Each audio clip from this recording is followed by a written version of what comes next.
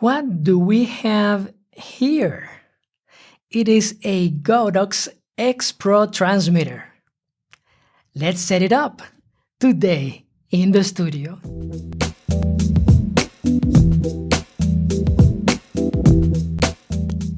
Hello there, my name is Alex Silva.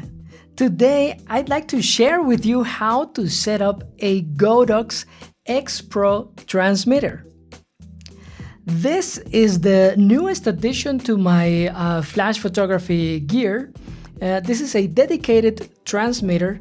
As you know, I shoot with Fujifilm cameras, but my lighting comes from Godox flashes. You have seen the different setups of my flashes, and actually you saw the X1T transmitter setup as well.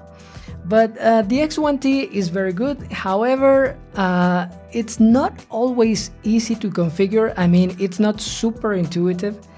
And that's why I decided to give this a try. And let me tell you, it's a great unit. But this is not exactly a review, this is actually a setup.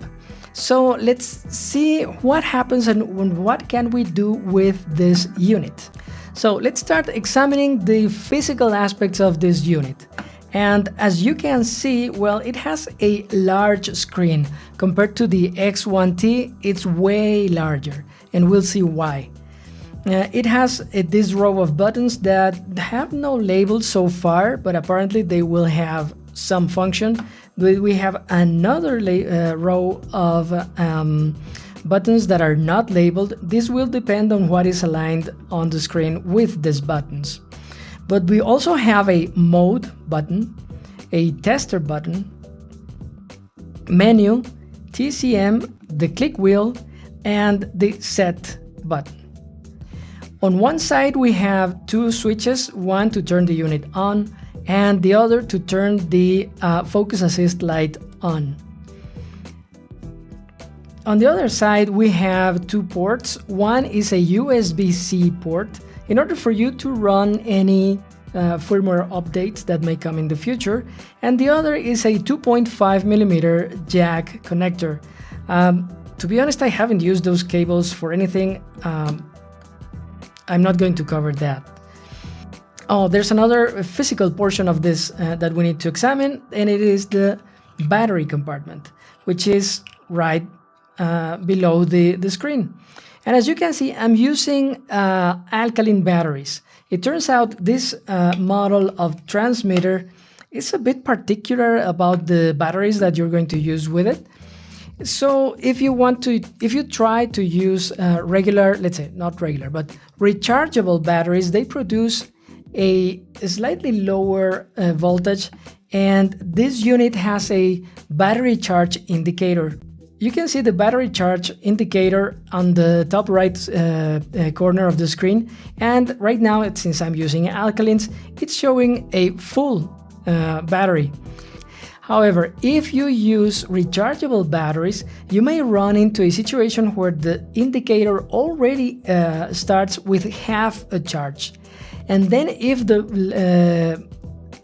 voltage keeps going down, you will run into situations where you may have either misfires or sending the wrong signal to your flashes. That's not the best scenario. In any case, let's see what we have here. As you can see, in the default settings, this column of buttons align to all the different groups. So if you want to make adjustments to your flash groups, you only need to press the corresponding button all the way from A to E, and then you can start making changes to it. Let's say, for example, Group A is currently in manual mode, Group B is in manual mode as well, and C is in TTL mode. What changes can we make? Well, let's start by changing the mode.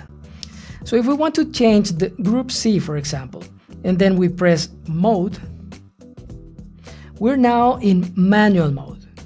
We press it again, it's now off. And if we press it again, we're back in TTL mode.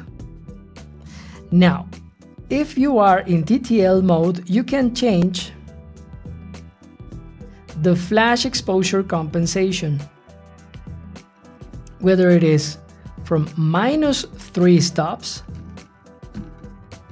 to +3 stops, and you have 0.3 stops or 1/3 stop increments for every click of the wheel. All right, what about the other groups that are in manual mode? Well, you can change the power setting of that group. This group, for example, group B, is currently in the lowest power setting, which is 1/128th power. But if we turn clockwise, we start increasing the power all the way to full power. And you will see that every click is 1/3 of a stop. Okay? And that is in essence how you change the different settings for each group. When you're done making changes to a group, you just press the set button and you're back to the home screen, if you will. Now, there is another very important setting that we need to change, or you probably need to adjust, which is changing the channel that we're going to work with. And we only need to, as you can see, this button is labeled as zoom channel. Well, we press and hold this button, and then the channel is ready to be changed. We only need to rotate the wheel, and we have 32 channels to choose from. I really like using channel 9. If that's not available, I use channel 16.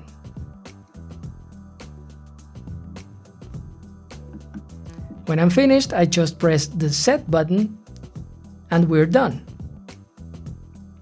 Of course, this transmitter has a lot more functions, but these are, I think, the most common and the most useful to anybody who has this unit, regardless of their camera system.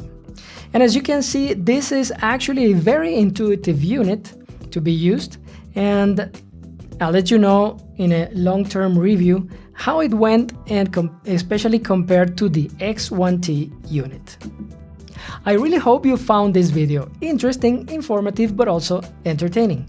If that is the case, please press the like button, subscribe to the channel, share this video with your friends. But most of all, please remember to stay safe, keep learning, and keep creating. And I'll see you in the next video.